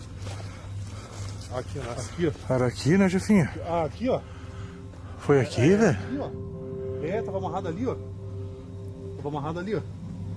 Pessoal, olha só essa fumaça que vocês estão vendo aqui, a neblina. Olha aí. Olha isso, cara, mano. Tava lá em cima, Jota. Tava lá em cima, lá, ó. Passado da corda lá, ó. Ô, Jefinho, a roupa não tá aqui, velho. A gente quis... Será que foi aqui mesmo, Jefinho? Aqui, velho. Cara, ela ficou caída aqui. Pô, e o corda lá, ó. E o machado? O machado acho que era ali pra cima, né, Jefinho? Deve estar ali ainda. Vamos ver se o machado não tá ali. Ah, cara, eu não vou subir ali agora não, Jefinho. Será, velho? Sei lá, velho. Não, mas tu lembra onde tá? Tá bom, assim. Eu não lembro, cara. De noite aqui é muito diferente. A gente vem durante o dia aqui, é diferente. Agora a gente volta à noite, cara, é estranho. Não se embria no mato aí, Jefinho. É muito perigoso, velho. Dá, né, cara? Hoje mas é pra ficar uma corda, né? Cara, não dá pra ver nada. Ah, então. Ou vocês cortaram aquela corda? Não, o Jefinho, a gente achou ela amarrada, porque a gente viu, ela dava de ver onde é que ela tava amarrada, tá ligado? Caiu, né? Isso. Não tá aí? Era aí mesmo, Jefinho? Agora mais pra cima. Cara, eu sinceramente eu não lembro. Era mais pra cima, não era? Ah, eu acho que era atrás dessa árvore aí, Jefinho. É, eu acho que era aí mesmo. Não tá aí? Ou seja, ele voltou. At first, the forest feels pretty normal. Crickets chirp nearby, and the only noise is twigs snapping under their feet. But that feeling of normalcy is about to disappear in the worst way possible. Que? Se quando ele não tá aqui, ele deixa a roupa dele pendurada aqui, então se ela não tá aqui, porque ele tá aqui? Não, é porque ele não tá aqui. Não, ele tá aqui. Mas cadê ele, pô? Se a roupa não tá aqui, é porque ele tá aqui, velho. Só se ele tá... Quando ele não tá aqui, ele deixa a roupa pendurada, deixa o machado guardado, não tá o machado e não tá a roupa, ou seja, ele deve estar por aqui. É, ou foi atrás de alguma vítima. Ele deve estar por aqui, pô, ele tá usando a roupa. Se a roupa não tá aqui, o machado não tá aqui, ele tá usando a roupa. Pode ser, pode ser. É verdade. Claro, pô. É verdade. Cara, fica esperto que esse maluco tá aqui. Então, mano. Pô, aquela vez a gente encontrou ele lá na frente, cara. Será que a gente segue o caminho aí? Eu não sei, velho. Uhum. Tô por vocês, cara. Vamos lá na frente, ó.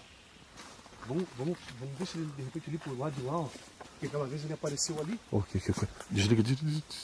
Desliga a luz, cara. Desliga aqui, cara. Ô, Jota. Velho. Se abaixa. Deixa eu me esconder aqui, cara. Segura aqui, cara. Se abaixa.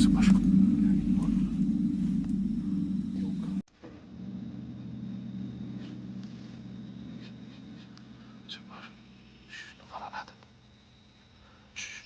Não fala nada.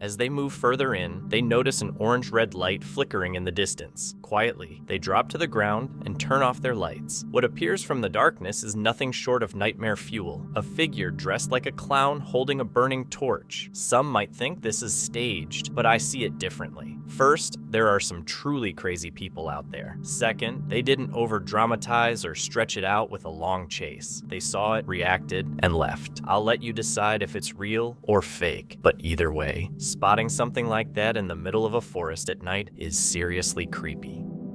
This is Mox, fearless, determined, and infamous for exploring some of the most haunted places in the UK. Through his YouTube channel, Moxley's Paranormal World, he's taken viewers into abandoned hospitals, cursed forests, and crumbling ruins, always venturing further into the thin veil between the living and the dead. In this video, Mox is joined by his close friend Ming for an overnight mission to track down an abandoned mansion hidden deep in the woods. Local legends claim the estate is haunted by the spirit of a woman who died there many years ago. On the night of May 24th, 2024, with darkness already blanketing the forest, the two set out, flashlights slicing through the shadows, cameras rolling. At first, the mood is charged with excitement, but as they push deeper into the trees, the air grows heavier. Something about the place feels wrong. So, we're walking through the woodland to get to it, and we're hearing all sorts of weird stuff. We're almost feel like we're being followed around this place. And we've heard somebody cough. We've heard some other weird... I can't put my finger on it, but we both feel the exact same way. Like, we shouldn't be here. I don't know what to say. It just feels off. Something here feels so... A creeping sense of being followed begins to settle over them, and the silence feels unnaturally still, almost deliberate. Then, instead of the mansion they were searching for, they stumble upon something else entirely. A grave. Just here in the woods. Now, this has put us right on edge, and I don't know why, but look at it. Rest in peace, these are old. I don't want to be walking through it too much, but they're everywhere. They are absolutely everywhere. Like I said, we were here looking for a mansion, and we found this. Look at that one in the back. Look at that. Dug right down, and they go all the way back there as well. One of the scariest places I've been. You'd have to be here to feel what we're feeling out here. It's just such a weird feeling to it. Ming, I've just been saying the exact same thing. You are. A horrible feeling. Like when we were walking down that hill there. Yeah. We heard a man cough. Yeah. I heard that's it, what you it heard sounded it. like. Yeah. Yeah. And we're hearing. They come across scattered tombstones, long forgotten and partially swallowed by earth and vines. The graveyard is silent, eerie, and unnervingly still, almost as if the forest itself is warning them to turn back. But Mox and Ming press forward. Time drags on with no clear path ahead, only dense woods and growing confusion. Their GPS offers little help, and the deeper they venture, the more disoriented they feel. The excitement slowly fades, giving way to frustration and an ever-growing sense of dread. Still, they refuse to quit, and at last, they find what they've been searching for. Yeah, it's steep this, mate. This doesn't feel right.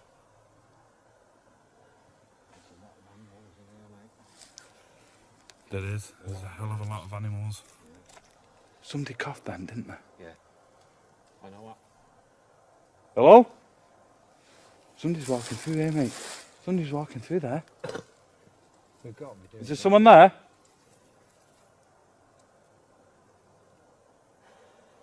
Mate, you remember where we parked the car from here?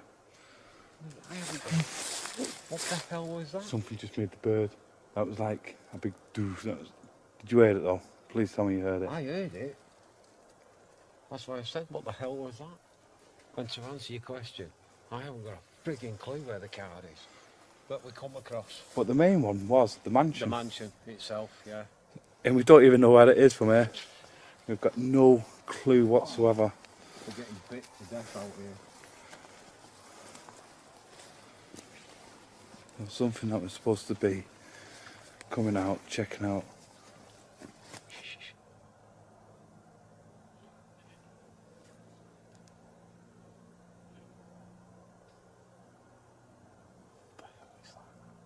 Somebody laughing at us. Some fucker laughing at us. You heard the talking and then you heard somebody laughing.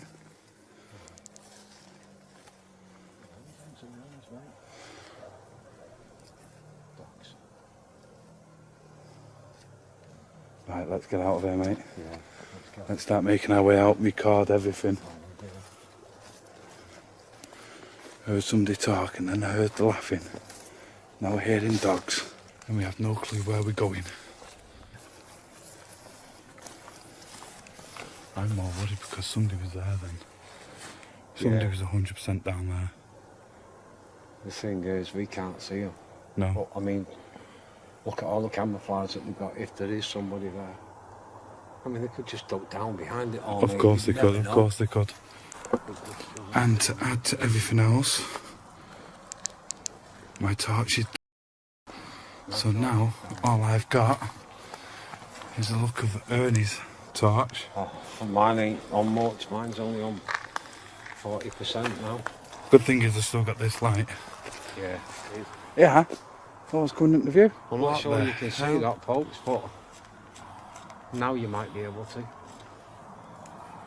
Is that a tower?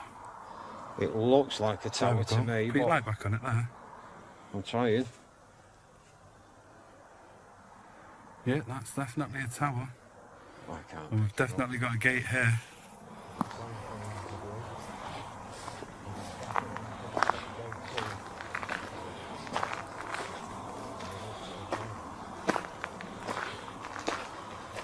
Private property. Oh my. We'll have to turn around again. For God's sake. Private property monitored by CCTV, mate. Finally, the mansion comes into view through the trees. Huge, crumbling, and strangely beautiful in its decay. But there's a snag. The front gate's locked, and a bunch of warning signs make it seem like maybe the place isn't as abandoned as they thought. They stop for a moment, debating whether to bail or push on. After coming this far, there's no way they're turning back. They find a gap in the fence and quietly slip through. Right, well, let's see. Let's go through it and let's find out. Well, the gates haven't been used for a long time earlier, I'll be honest with you. Ready, look at this. Look at that. Oh my God. Is this the mansion? That looks like a church to me. That looks like a church. Oh. Ming, look at this. Oh my God. Look at this, it's like a bleeding castle. It's absolutely amazing, that, It is.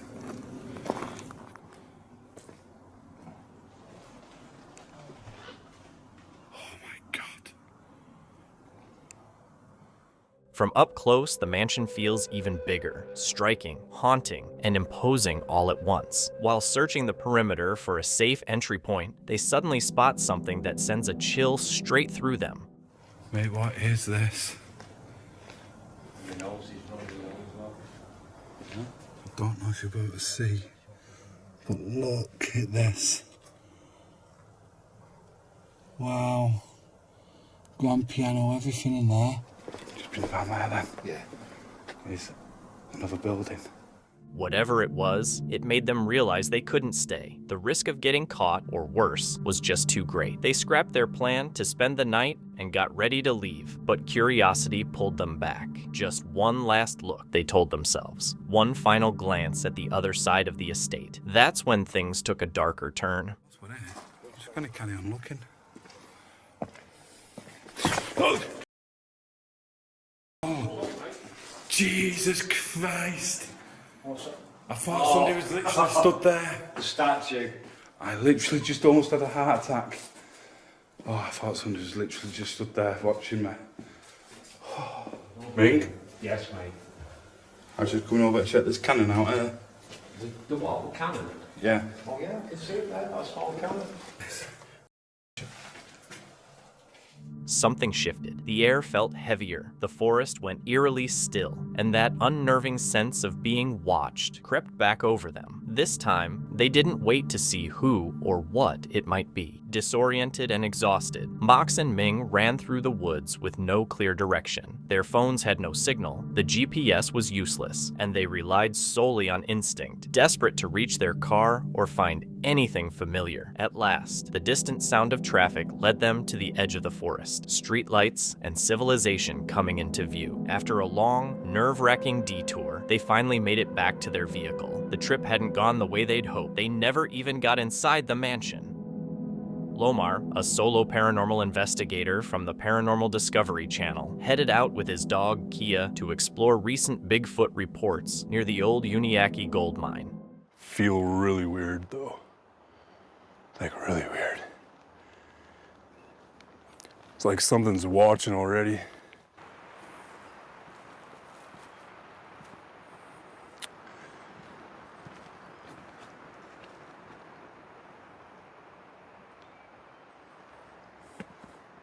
Something weird is in the... As he made his way into the thick forest, a sense of unease started to settle in. Oh.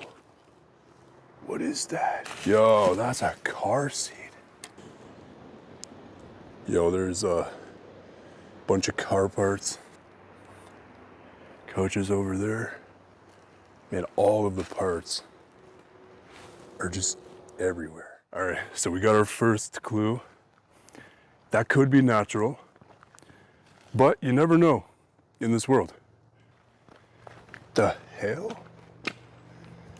Why are these all in such weird conditions?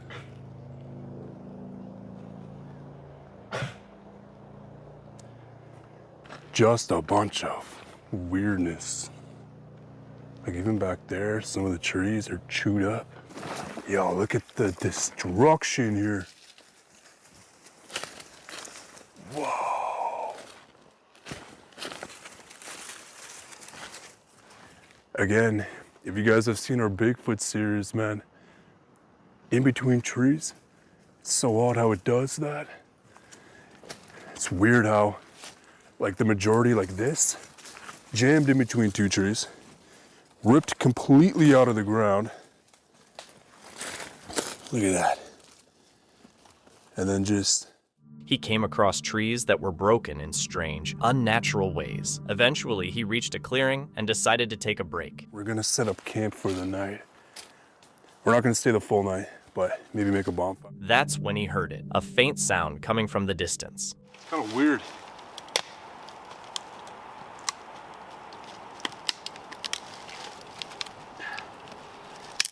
Once he had a small fire going, Lomar switched on his spirit box, and out of the static came a chilling voice.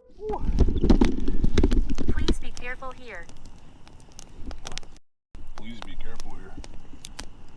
Okay. With his heart racing, Lomar realized it was time to get out of there. I don't know what this feeling is. I don't know what this feeling is. It's crazy. Like it just got intense. Like either an animal's with us, like a bear or a coyote, or it's a Sasquatch. Like straight up, like I'm not joking, like my emotions are starting to run high. I'm starting to feel like something here is getting hostile. Kia's been sitting down, looking into random parts of the forest. It's trippy, to be honest. I'm starting to think that this is not an area that happened naturally. I just have it in my gut. Something here occasionally comes, and this is its habitat. I don't know. It could be a bear, for all I know, but something does come here. It's giving me. As he made his way back, even stranger signs appeared along the path. Clearly something or someone was watching him. I keep hearing something in here. Now keep in mind, I don't think I'm gonna film the whole way out, but I might keep it recording just so it can document anything that could possibly happen.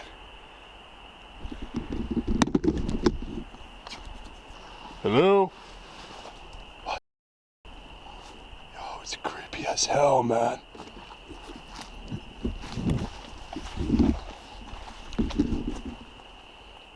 Someone over here?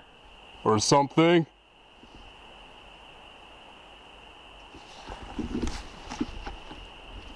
I don't want to leave Key for too long. But something's here. Something is legitimately in front of me. I just can't see it, but I can hear it. While passing by the rusted car wrecks deep in the woods, he caught a quick glimpse of something. There's a weird set of eyes. Yeah. Hello? See that? It's glowing. I'm zoomed in the max that it can go. It's straight up glowing. Thankfully, he and Kia made it back to the car safely. The eerie clip comes from Northwest Wind, a YouTube channel dedicated to solo wilderness camping, survival, and cryptid exploration, often with a reflective or psychological angle. On July 10, 2025, after 2 humid nights camping alone and trying out Bigfoot summoning rituals, Sam was abruptly awakened around 5 a.m. by what he describes as distinct, intentional tree knocks coming from the hillside, uncannily like the ones he'd made earlier that night. Most active Bigfoot zone in Pennsylvania right now, and tonight we are going to try and summon Bigfoot to this campsite. So it's the last night of my trip at this lovely campsite. I've been out here for 3 days. Very moist, tired, flummoxed. We've eaten good, we've slept not good. We are out here in north central PA. I don't want to give away the state forest that I'm in. It's also along a very popular watershed with fishing and recreation and all kinds of stuff. Very, very isolated, but also a very, very big draw. If you're looking for Bigfoot and Sasquatch sightings, there's a very big concentration of those in this area. I'm out in Pennsylvania all the time. I've only had one encounter in Pennsylvania where I was not sure what I had encountered. It was something that's a human. It was a noise that I could not explain that sounded very ape-like, like but also from far enough away that I had no semblance of really what it was or what it looked like or how big whatever it was from the top of a ridge in a steep river valley, kind of like one I'm in now. Since I've already been here for 2 days, camp is already set up. I filmed another camp last night. Tent set up, bed stuff. I slept in it last night. We've got the Yeti cooler with we got some burgers and dogs. So we cooking, Frankie. With his camp set for the last night of his trip, Sam decided to light a cozy fire and try something new, attempting to summon or lure in Bigfoot. We're gonna do this a few times throughout the night, including once right before we go lay down. And apparently Bigfoot are very much communicative creatures, so they say, and will communicate with wood knocks. I've heard some things that resemble wood knocks before, but never really attributed them to Bigfoot. So we're gonna knock on these trees a couple times and see if we get a response, or see if once we do it a couple more times and we're in our tent, or just once everything becomes quiet, if we hear any in return or hear any in general.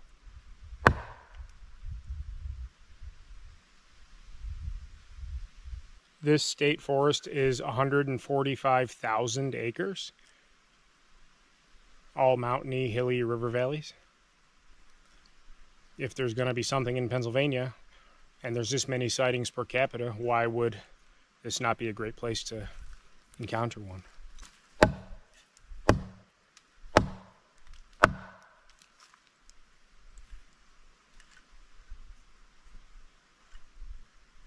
I know this might be a goofy video idea, but I know I'm a goofy person, but I believe that I could possibly believe, so I am trying to take this somewhat serious and do what I have seen and heard works, which is, yeah, an apple and sacrificing food, as well as wood knocks.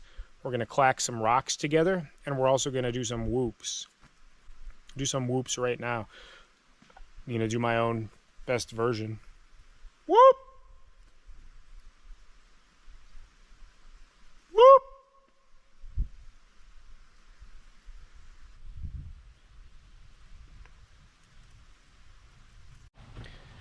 So yeah, we'll do that a few more times, and then one more time before I get in my tent.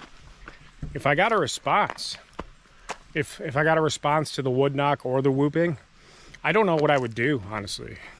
I kind of would rather not think about the possibility that something could respond by those means, but I guess if it's theoretically possible, then it's theoretically possible. So we'll cross that bridge if we come to it. And in my mind, I want to say, hopefully we don't come to it, but it's kind of why I'm doing this. So.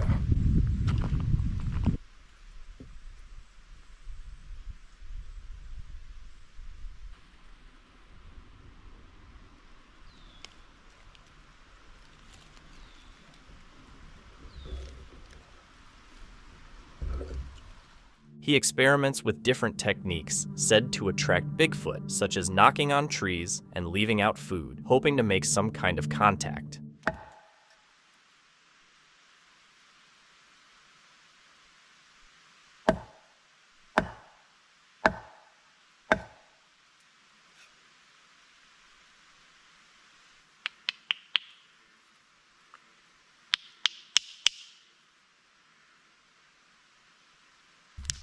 The only thing I'm not going to do is stay up all night and wait for an encounter.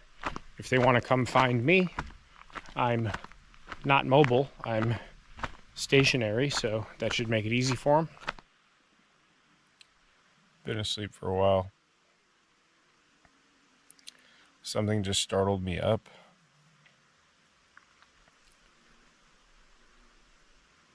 I don't know what it was that woke me, but I was having deep, vivid dreams, and all of a sudden I was just wide awake, and I heard something that I want to say sounded like wood knocks, very close, maybe a couple hundred yards up the hill, like close though. I thought I heard it once, then I heard it again, like, go back and watch my wood knocking, that's what it sounded like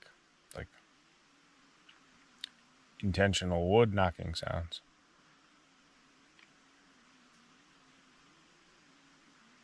I haven't heard it since, but it's 100% what it sounded like.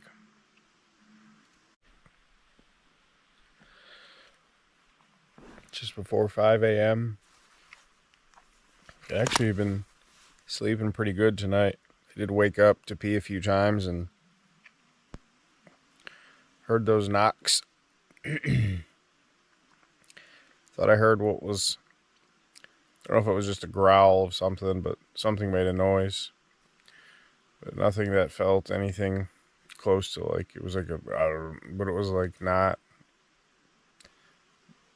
a 7-foot tall hairy man sound. It's about 5:30. Light enough out right now where I'm just gonna get up, bite the bullet.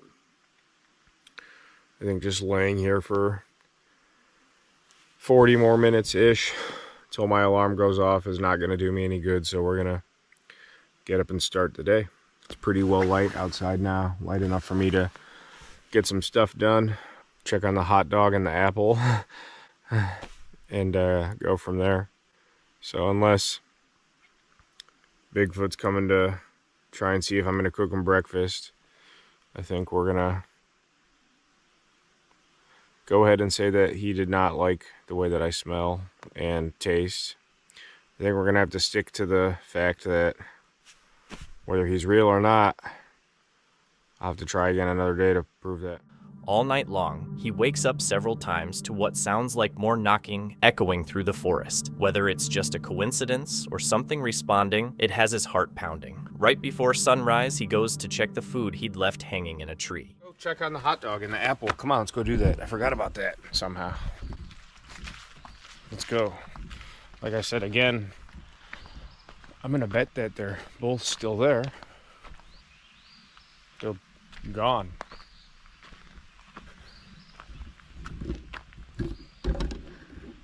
Well, that gives me the Willie McGillies.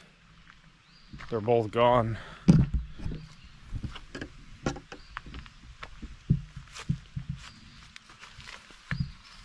The apple was up there.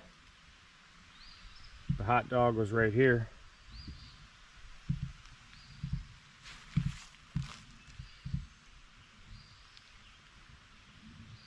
That gives me the creeps big time. It's daybreak and I have more creeps than I did at any point during both of these nights I was out here. Let me see if the apple's down in these bushes or if something, maybe it fell, maybe something tried to take it and it went down, but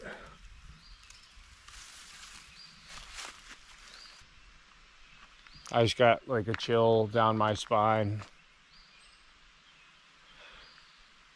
When he checks, the apple and hot dog are both gone. Combined with the strange tree knocks, it gives him an uneasy chill. He admits it could have been an animal, but the timing feels almost too perfect. Whether you believe in Bigfoot or not, something was out there with him that night, and that's enough to make anyone pause.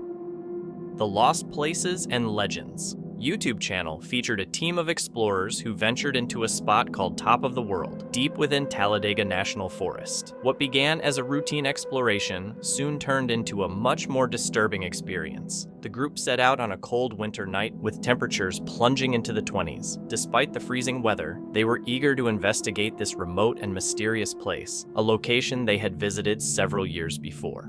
Nice if we could find us a little warm spot too. So a place with a heater set up. Right. Whoa, did you hear that? Yes.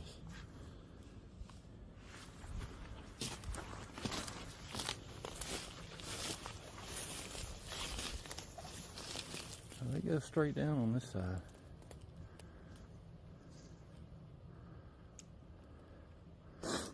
Yeah, I heard walking. I heard something, sound like something got kicked or broke or fell or something, I don't know.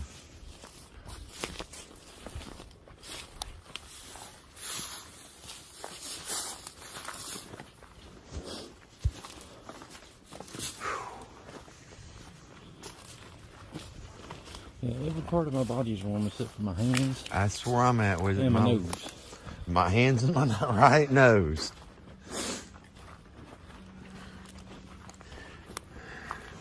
give anything for my old flashlight back. My little hand heater. Or the headlamp that acted like a heater. That headlamp would burn you up in the summertime.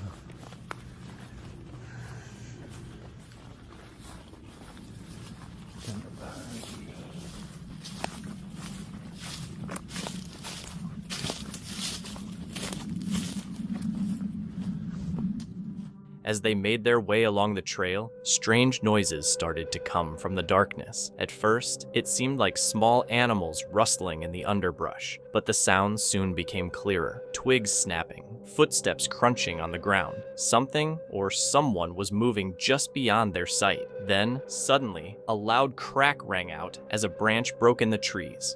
It's sure awful noisy over there, man. Oh. As I step right into some leaves. That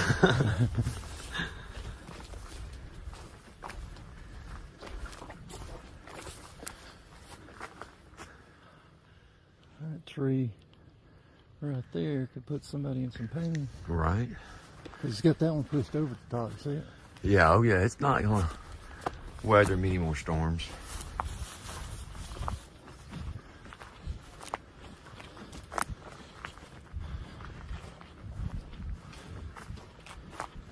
Yeah.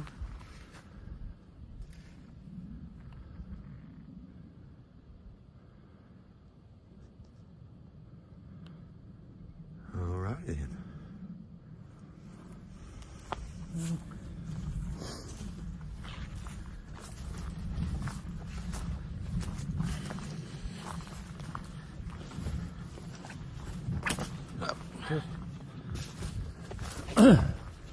That was like a little whip. Right. That would have hurt if you'd been in front of me. I know.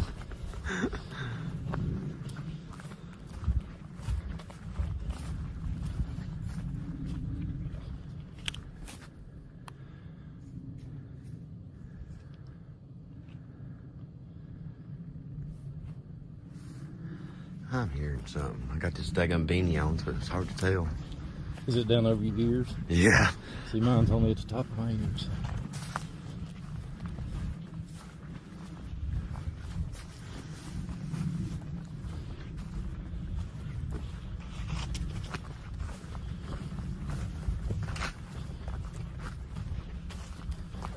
Not too bad of a hill.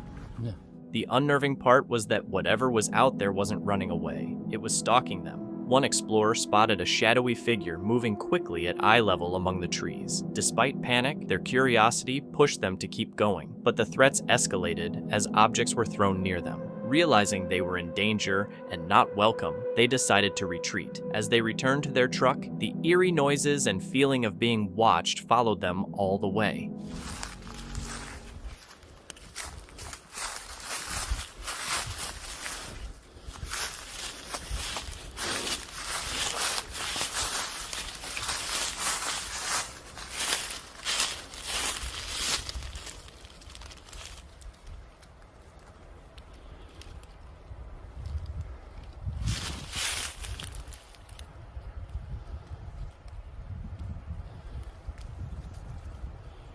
That's the water again. Yep. I'm assuming it's water. I don't see it. It's gotta be.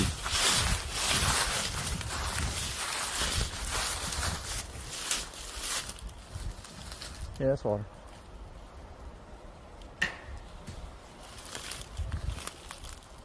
What was that? It sounded like it hit a tree right beside you. I know.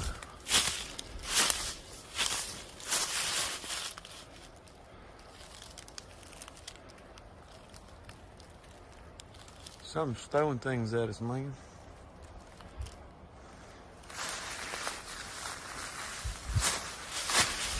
I mean, it's gotta be over on this side. Logic would dictate. As they neared their vehicle, a final, eerie, unexplainable sound echoed through the trees, startling them into quickly jumping into their truck and speeding away, eager to leave the area for good. When you change jobs at my age, there ain't no. Let me just tell you.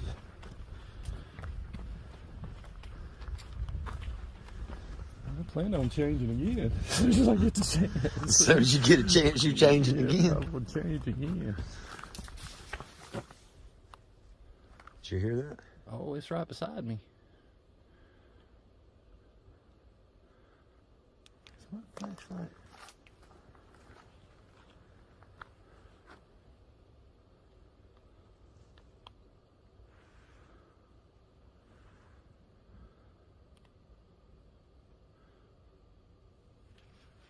And then it goes completely quiet. Right.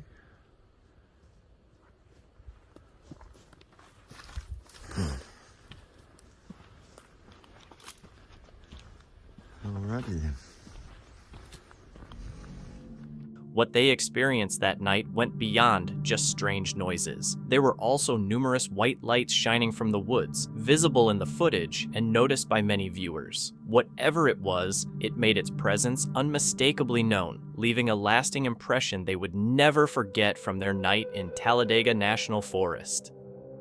This video comes from Hunt Your Way, a YouTube channel focused on property security, rural living, and do-it-yourself crime prevention. The creator recounts personal encounters with trespassers, thefts, and break-ins, using a mix of security footage and narrative to piece together what happened. On November 12th, 2022, after years of calm ownership, the situation took a sharp turn. The most serious incident occurred when a burglar was caught on camera breaking into his camper, forcing open an already damaged window, and then unlocking the door from the inside. Bought this property about 6 years ago. Did a ton of work to the place. Completely cleaned it up. Went through, graveled the driveway. Just a full-on flip-out repair of the whole entire place. For the first 3 years, everything went smooth. We had absolutely zero problems. Started getting comfortable down there, leaving tools in the shed. No problem. So we had everything we needed down there if we had to make repairs. Then we started noticing some vehicles pulling in the driveway. We didn't have a gate up at that time, so there was 2 or 3 different vehicles that we noticed pulling in the driveways. So we threw up a bunch of cameras. So then we had our first break-in. As you can see from the pictures, they knocked our window out, the side window, and was able to pop the screen, reach around, jimmy the door. He recalls that when he first purchased the property, things remained peaceful for several years. Eventually, though, unfamiliar cars began showing up in his driveway, and soon after, someone broke in and took everything they could.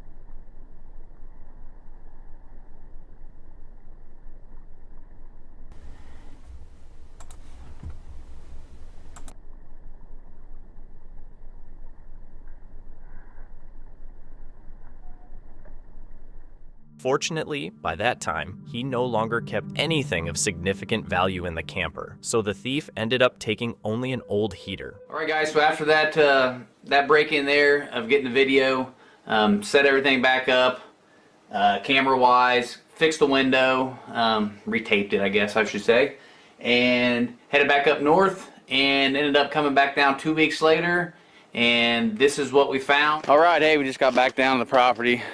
Pulled in the driveway here, it's all ice, got the car stuck. That's gonna be fun, but come down here to do a few things. We'll talk about that here soon, but as you can see, our thief's been back. He pulled up the tape there, and I've already actually went in the camper, and look, he left something this time. Left his knife. Here's where it gets creepy. The burglar left a knife behind. The owner figured the police could grab fingerprints from it and track the guy down, but nothing ever came of it. That's the frustrating part. If the thief was already in the system, they could have been caught and maybe stopped from hitting someone else. And it makes you wonder, why bring a knife to a break-in unless you thought someone might be there? Thank you so much for watching. Don't forget to subscribe and hit the notification bell so you can stay updated with our latest videos.